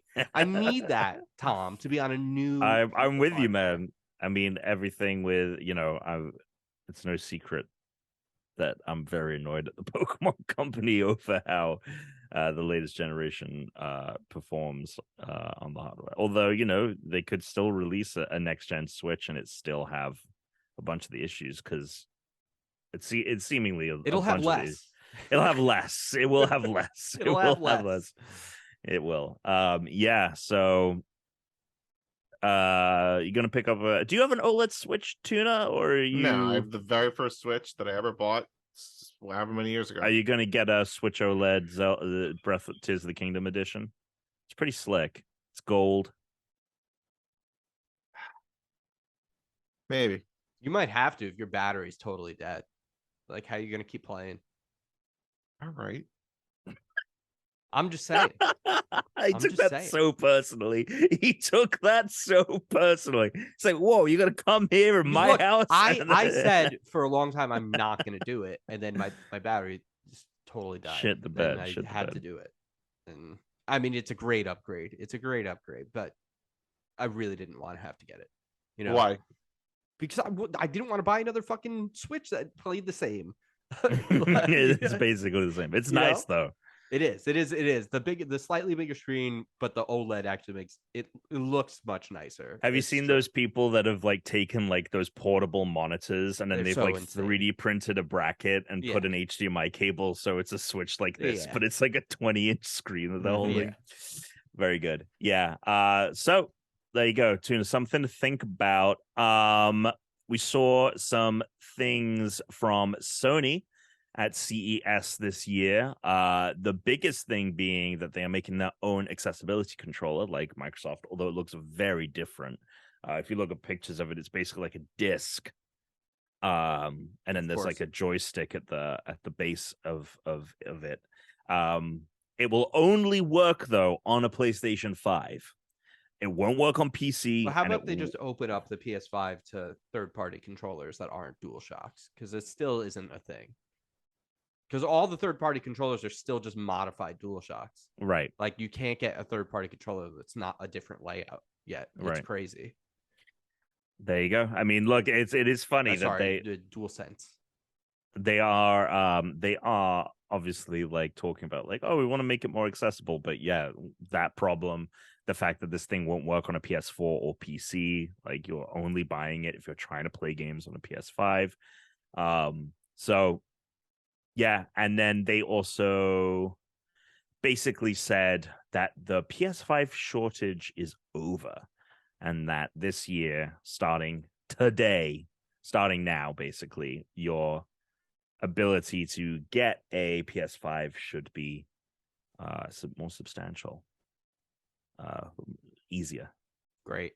So let's see. Talk about the news that was impacted me the most today. Fuck this. Universal Studios Hollywood, Super Nintendo World is opening next month, but they're doing for members who have year memberships, which is me, and Therese. I bought it partially because I was like, well, Nintendo World's gonna open, so we'll just be going a bunch anyway. May as well get it now. Glad I did. Apparently, they're doing a preview for 2 weeks. You're gonna be able to schedule appointment reserve. We went live today at 1:30, and it's like a Ticketmaster debacle. Fucking crashed the site, and all day long they said due to a temporary network, there's a delay. We're working to get it resolved. Check back soon. And so just refreshing it for hours and hours and hours, and then like 20 minutes into recording, they updated it, and it says, "We apologize for the inconvenience. Please visit tomorrow at noon Pacific time for information." So they're gonna have to try it again tomorrow. So Taylor Swift all over again. But now it says all reservations will begin early next week. So I don't know if they're going to do like a 2-part reservation system or what this is going to be to figure this out. But yeah, this is like Ticketmaster, Taylor Swift all over again. I think they like really thought like, well, it's members only. It can't be that big of a deal. But it's like, I guarantee there are a lot of people who bought member passes for this. Break them up. I will be so pumped if I can fucking go to this early with like almost no crowd in there. Yeah, that would be amazing. Because it would be over the next it would be in 2 weeks. I would be able to go if I can get one of these reservations. Which would Chris, but get me a ticket and I'll fly out. You have to have a membership.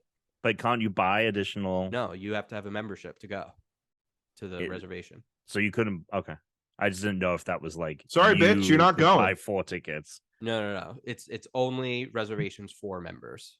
Like I sent Max. I got a thing in the mail like a few days ago that was like, "Hey, a thing in the mail." I got a thing in the mail. Hey, you're a member at Universal Studios. Email or in the mail? In the mail. You learned about this through a letter in the mail? I learned about this through a letter in the mail that was like, way. I couldn't believe it. I sent Matt a picture and Matt goes, fuck, I haven't renewed my membership. And he was like, I'm going online to it now. Oh my God. That's hilarious. I had no idea. Hopefully otherwise. you get it tomorrow. Hopefully you can get me a ticket, and hopefully I see you in a couple of weeks. If you want to go pay for your membership, just well, you said early. It was like $200. Yeah, it's a lot. It's a lot cheaper because I live in Los Angeles. Yeah. If you live in LA, it's a lot cheaper. I don't know if it's all of California. It might be SoCal. That's what it used to be like. I don't know if it's the whole state. Not sure. But yeah, there you go. Amazing. Do a quick listen, Matt. Hit it. Speaking of mail, Inevitable. 805-738-8692. That's 805-738-8692. You can give us a phone call. That's right. We're talking about old school methods of messaging, mail, phone. Get us that way. Or you could just go to our Discord. That's a lot of people do. They get questions for the pod. It's a channel on our Discord. They ask questions. Rogue has 2 of them. That's Alan Yandrick, one of our favorites. Gotta love Alan. Or Alan Jandrick. I have 2 long questions. LOL. I know burnout with games is a thing. Once you play a 50-hour plus game, you don't really want to do another. However, do you guys ever get reinvigorated to start them up again? I don't know if you guys, it is because of the type of the game, but right now, after beating Gotham Knights and God of War Ragnarok, all I want to play is games like The Witcher 3 because Tom keeps mentioning it. And I bring this up because it seems to be burnt, because I seem to be burnt out on multiplayer games. I mean, yeah, 100%. Like, that's why. Wait, do I ever pick up War? I never pick up a game once I put it down. Like, I play the game until it's done. Yeah. But in terms of like, if God of War Ragnarok came out and then like Breath of the Wild or Tears for Fears was coming out after, I'd jump right into Tears. I'm not afraid to jump into a big game after. I'm not afraid. After I already played one big one. But I will say, I never really, if I'm into a big game, it doesn't get put down for very long. Maybe a day or two. I got to go back in.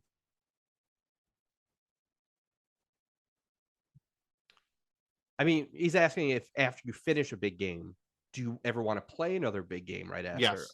Okay. Yeah, no problem. Oh, yeah, I don't have a problem jumping from big game to big game, but I am also frequently, I mean, I think that you're a jumper. I'm a jumper. I'm a crumper. You are. You're fucking I hate it about myself, but I also like I play way more games. You're kind of like a dog at a dog park that just goes from one dog humping one dog to another. You're just like, hump this dog, hump that dog, hump this dog, hump that dog. Sometimes you're like, I like this dog, I'm gonna hump this dog a bunch of times. And then other times you're like, oh, someone threw a ball, I'm gonna go pick it up, but then you don't bring it back, and then you start humping a different dog. Yeah, it's just like that. So yeah, no. But I am not afraid to go from a big game to a big game. But I will return to games. But I do appreciate a big game like not being released at the same time as another big game I want to play. I do appreciate the time in between. Yes. But I would play if they were coming back to back. But sometimes I'll play a big game and I'm like, I don't need another big game right now.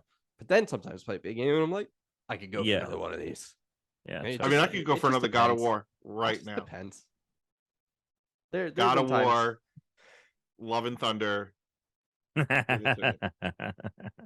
Another question Alan has is, between your Xbox and PlayStation, do you guys feel like the 100% diamond achievement and platinum trophy is more meaningful in a specific system? For me, I feel like getting the platinum trophy on the PlayStation means more than getting achievements. I think it's because my Xbox is my go-to system for all games, but my PlayStation is for specific exclusive games. I take the time to 100%, like God of War, Spider-Man, Ghost, and Assassins. I think that's partially just because you're going to those, like, and it would be the same for me. Like, I'm going to my PlayStation primarily just for like their big single player narrative games, and I'm not really playing much else on my PlayStation. So I think that's part of why you might feel that way. But like, I kind of feel this way about trophies and achievements. If I really like the game, then I care about getting them because it gives me some reason to stay in the game and something to do. If it's like a good game, I don't really give a shit. Like, it has to be a great game for me to give a fuck about that stuff. So we're looking at like gamer score versus Yeah, the trophies. platinum trophy at the end. So I do appreciate the trophy at the end when I complete 100% PlayStation game and I get that platinum trophy, and it's like, oh, that feels great, right? However, the way that Xbox pops the achievements is a much better feeling, especially than when the you way get that diamond PlayStation one. pops the achievements. When you get the Oh my diamond god, achievements.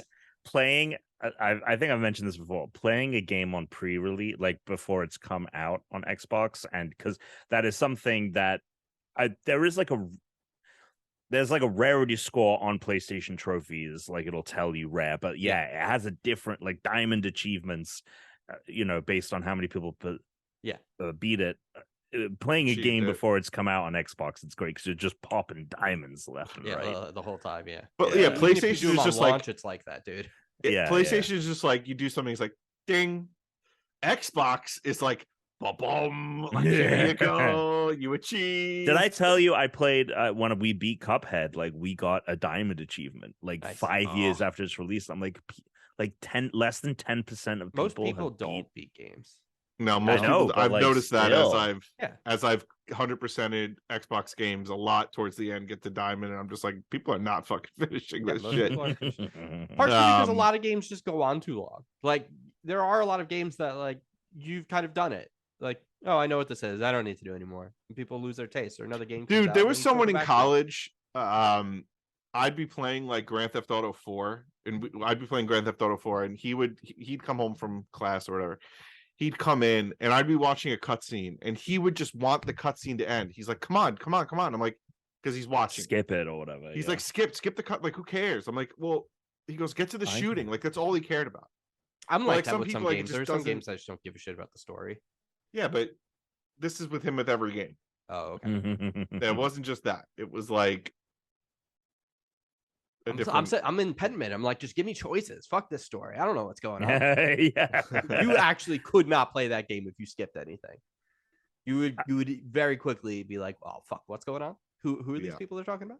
Right. That would not.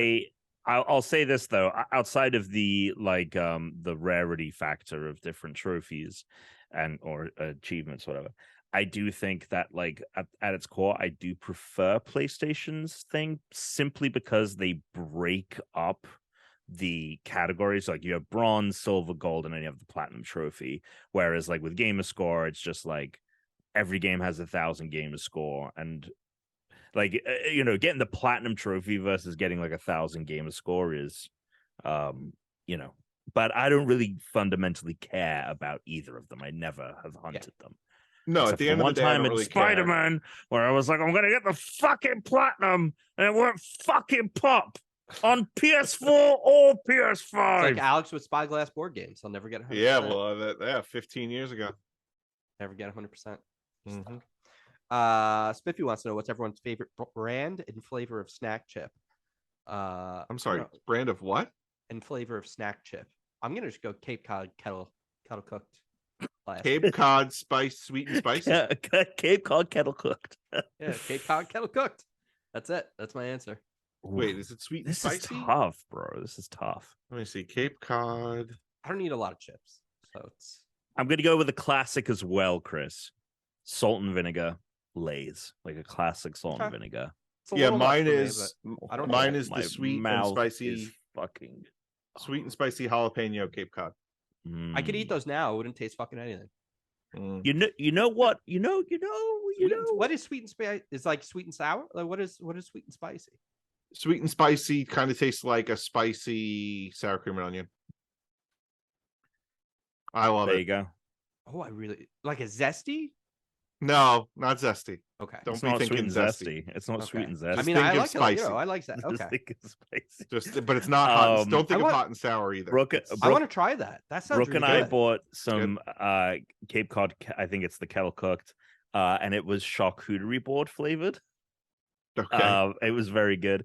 But I'll tell you this: I've started going to. There's a place that's like, it's a bit of a walk from mine, but it is the most like bodega thing that I have found near me. Like, it has like a place where it's making everything that a bodega will. Like, it'll make salads, it'll make paninis, it'll make sandwiches, burgers, and then it has like a little market. I've been going there to get some of the paninis, and it comes with a bag of chips, and the chips is Oots, which I feel in the chip I'm ranking. sorry. Utz? I'm sorry. It's Utz. I'm sorry. Oh, What is it? is that? Is it chip thing? pronounced Utz? It's not Oots. It's not like German. You do really? That wasn't a joke. You really think? Well, it was I called thought. Oots? Well, because I thought it was like he's maybe like a doing German thing. word. Don't or give in something. to him. I'm not doing a He's doing thing. a This thing. sounds like a bit. It's a bit. It's not a bit. I thought it was Ubisoft. Practicing his Type 5 on us. Yeah, like right now. Ubisoft. Well, why wouldn't it be that? Tom's got. I thought it 5 was a minutes on German the word. bar on What does Thursday Utz nights. He's mean? going there What right does after Utz this. mean? Tell me what Utz means. Tom also says shit take mushrooms. What does Utz mean?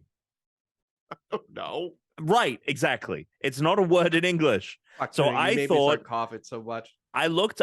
When I saw Oots, I was like, Oots. when I saw the chip bag, I was like, oh, this must be like a German word. It read to me like it was a German word, and I was like, Huh. oh, they probably pronounce it Oots. And so that's why I thought it was Oots. Sure. It's from Hanover, Pennsylvania. Hanover's the Pennsylvania are German. Dutch, you know. That's where it comes from. Hanover is the Hanovers are German. So I'm on their site. All right, so today we're going to be playing Over Under. Over Under is a modifier on our IGN review score game. I saw the time. We got to move on. I've got 6 games for you. I'm going to give you a score, and you have to tell me, is the IGN review over or under that score? okay. Very simple, very easy. I want you guys to give me a good old Roman fashion thumbs up, thumbs down. You start out like this. I Sure. say reveal your scores. You flip them. Sure. I score them. Sound good? It's the last name of the founder. That makes sense. I gotcha. Yes, that sounds good. Tom. Yeah. You think you and Tuna can find something to chit chat about after this? In so the that I post show, can- yeah. So I have quite a few things in my lung that I feel like I need to go cough. Oh, cool. Okay.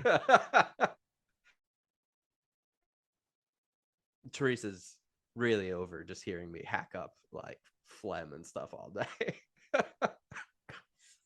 I got medicated, like a special like cough medicine and stuff to help. Oh, me. really? Wow. I have a medicated like thing for my nose because on Sunday when I woke up, I had trouble breathing because I had so much stuff in my chest that like I was winded just like walking up the stairs. It was bad, man. It was bad. All right. So today, again, Megan is out. We're celebrating Megan. So I thought, let's get some games about some bad robots. So the first game that we're going to be talking about is Jet Force Gemini, because there is a big bad boss in that who is a robot, it turns out. So that's what we're doing. Jet Force Gemini. Did IGN give it an 8? It did not give it an 8.0. But did it go over or under an 8? So you guys are going to give me a thumbs up if you think IGN reviewed Jet Force Gemini for the Nintendo 64 above an 8.0, or a thumbs down if you think Jet Force Gemini got a score below an 8.0. This game was made by Rare for the Nintendo 64. Ready? And reveal them. Oh, I got an up from both boys. Now, Tuna, care to explain your I go to you because you've played this game. I played this a lot. Oh, I think it was I had a lot of fun playing it. The story might have been convoluted. Oh yeah. And a lot going on. Maybe IGN gave it lower than an 8, but I think it might have been just a hair over an 8. Skosh. Yeah, it's scooted in there at like 8.3. I've never played it, but anyone who I've heard talk about it loves this game. But I also had the feeling of like maybe it's just like there's some ride or die motherfuckers for Jet Force Gemini, and maybe this game is not as good. But I went with my gut. I also think it's going to be like an 8.2 or something. Tom, it's a little bit of both. There are definitely some ride or die motherfuckers for Jet Force Gemini. I'm one of them, but it is a game that if you go try to play it on Rare Replay, you're like, I weirdly feel like I need the N64 controller to play this because these controllers feel fucking impossible. Like, I don't know how I ever played that game. I feel But like again, that it's, about a lot of old you know, games, yeah, especially very N64 early. games. Very early 3D era. It got an 8.1, so you're both getting a point there. So even up. even up. I'm gonna give all of the dead on with that. over-unders. All the over-unders I did on a 0.5 scale. I gave you like either like 8, 8.5, whatever. But the answers are on the still normal 10 scale. So it can be a 0.1, 0.2, 0.3. Right. Just for you to know. Okay. Mega Man 9. So they recently, in the last decade, were like, hey, we're going to make some new Mega Man games. And this was one of them. They made Mega Man 9. And it had like the very retro art. And people were very excited for it to come out. But did it do a good job? But Were did people it happy come with out? it? So I've set the bar here today pretty high at an 8.5. Are we going over or under? Fellas, let me know. Put your hands up when you're ready to answer. What was the base number that we're 8.5. Okay. You ready? And reveal them. Oh, two boys doubling down.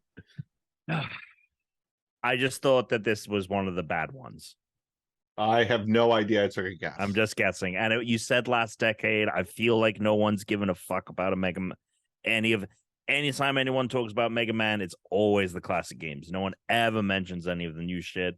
And then there was that one from the original creator that wasn't a Mega Man game that came out, took forever, and people fucking hate that too. So I think it's going to be a low scoring. I think there's a big gap here. It's an 8.6. You guys were wrong. I was about to answer a lot faster, and then Tom started digging his grave, and I thought I'll just let him keep digging over there. Yeah, so it's one all. We're gonna move on to another classic game, Mortal Kombat 2. This has Cyrax in it. There's your bad robot. It's got Cyrax. So Mortal Kombat 2, I've set the bar pretty high at an 8.5 as well, just like Mega Man. So another pretty high bar here for Mortal Kombat 2. You can stick your hands out when you're ready. Reveal them. All right, now for audio listeners, tell us what you guys picked. We both said higher. Getting higher and higher. Why'd you guys pick high? I think people like that one. And I think that it also came out at a time where video games were not as that it was harder to find problems with them. I just don't think it. I think this is a game that like people at the time were like, this is the greatest fighting game ever. Yep. Well, this is one of these IGN retro reviews, and it was for Mega Man 2 on the PlayStation Network. This is kind of one of those Mega Man 2. questions. Mega Man 2. Sorry, Mortal Kombat 2 on the PlayStation Network. This was a gotcha. This is a 7.3. I mean, you did get us by not explicitly saying that it wasn't a retro. Doesn't matter. I would have still went high. Oh no, that definitely would have changed. I definitely would have. I would have at least thought about it. It had to be a retro review no matter what, because IGN came out in like exist the 80s or whatever. IGN didn't exist when that's this a great came out. look too. So I thought it was implied enough, but Jet Force Gemini, however, was because IGN 64 was like the original thing at the time. Yeah. Okay. Speaking of bad robots, let's go with a game from Bad Robot, Lost via Domus for the Xbox 360. Oh my god! I remember when you got 1,000 gamer score, you're like, I got to be achievement. You got 1,000 gamer score in that game. Oh of course I did. I'm a psychopath. Of course I did. I brought back. I played that game. I brought all my Lost toys back from the East Coast. Lost toys. Yeah, I have like a diorama of like the hatch, and they're like, it's like. They're like I'm curious. I'm surprised you didn't get that sooner. There was no good way to like bring it back ever, I'm curious. I'm curious to see that. When I put them out, I had to like disassemble them. Dropping in the holes channel in Discord.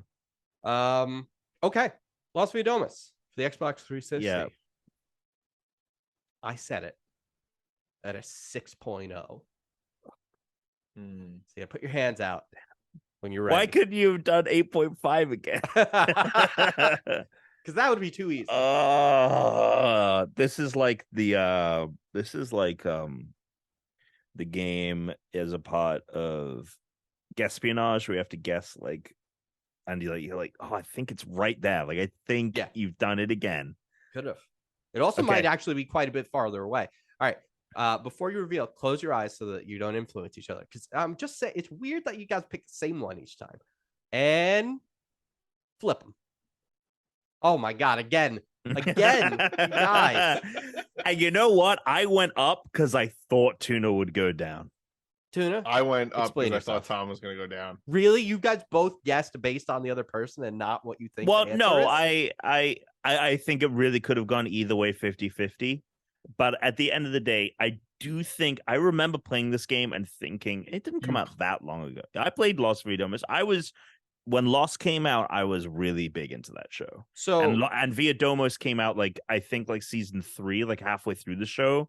So it wasn't even toward the end where I'd kind of fizzled out a little bit. It was at the height of my Lost, because I was obsessed with it knowing came out a little stuff. bit later than that. Okay. But just because you have, if you think about the production of a video game and the things that are in it, timeline, things matching up, and that's and I wanted to know everything about that show. Around season 3 though. There we go. Because what's its name are in it? The two people that they kill off immediately. Nikki and Paolo. Let's go. Basically. So anyway, it ends at the season 2 finale. I wonder if my backpack's in it. 5.5. It's really not a good video game. It's a really bad video game. I thought it was a little bit better. It's the game is primarily there's one reason to play this game, which is to walk around the Lost set, right? Is to walk around the Lost set, to go in the Swan Hatch and walk. That's cool. Every other part of it is I think there might be I don't even know what there the might be only mechanics a are. couple of the actual voice actors from the show. The rest of them are really bad sound-alikes, really, really, really, really bad. John Locke sounds really Southern. It doesn't sound like him at all. It's it's fucking strange. And the gameplay is a lot of these really bad line puzzles, and then some really awkward third-person adventure stuff. It's a very poorly made game, but you do get to walk around the Swan Hatch and the island, and that part is cool. The story's all right. The game is bad. So no one gets any points. You guys got to get split on one of these. We only have 2 left. Borderlands, the pre-sequel.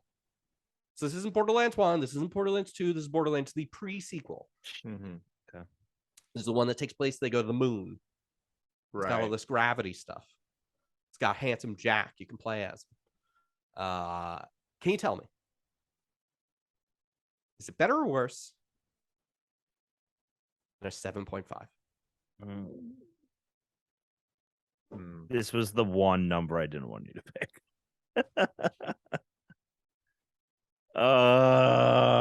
Is it better or worse than a 7.5? All right, close my eyes. Flip them. Jesus Christ. Tell me what you guys picked. Better. I mean, I think it's a 7.6. Yeah, it's got to be. It's an 8.0. You guys both getting points on that. 8.0. Did either of you guys play this one? Yeah, I played it. Yeah. I liked it. Yeah, it was fun. Okay. It was good. It was not as good as it wasn't as good as the second one. It's better than the first one. But it was fun. Inscription. Oh. PO3. Very bad. Very little naughty robot in that game. Very naughty robot in that game. Inscription. Did IGN give it a better or worse score than an 8.5? Did IGN give Inscription a better score or a worse score than an 8.5? This is tough because Inscription is one of those, sleeper games. So you don't really know how this is going to go. No, okay. Flip them. We got our first split. Shit. Explain yourselves. I think Tuna might have it. I voted down because I knew Tom was going to vote higher and I wanted to split the vote. Great. I didn't want to get into a tie conundrum. I was just going to pick a random game. And well. Whatever. I mean, it's fine. We're going to get a winner regardless. And Tom. Yeah, I mean, I know how much you love this game. I know how much a lot of people love this game. So 8.5 seemed ridiculously like I thought you were going to say 9.5. So when you said 8.5, I was like, oh, it had like there's so much wiggle room above there that I feel I have that it must be lower. But maybe that's a fake out. Maybe he's playing some mind games. So maybe it is higher.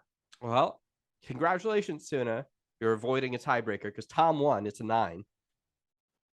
Congratulations, there. Thank you, Tom. Thank you. Thank you. Congratulations, Tom. Well, it's been fun hanging with everybody. Go check out our Discord. Become what is it? A Spartan, Tom? How many levels do we have? What's the deal there? Spartan and Master Chief, baby. Spartan and Master Chief. Go check that out. Wolflore is thinking he wants to finish the fight Tuna. Maybe we'll do a second Tuna's Ask Master. I think we might even just want to do a second Tuna's Ask Master anyway. Look, all our info's in the show notes. Until next time, forever always, stay unranked, everybody.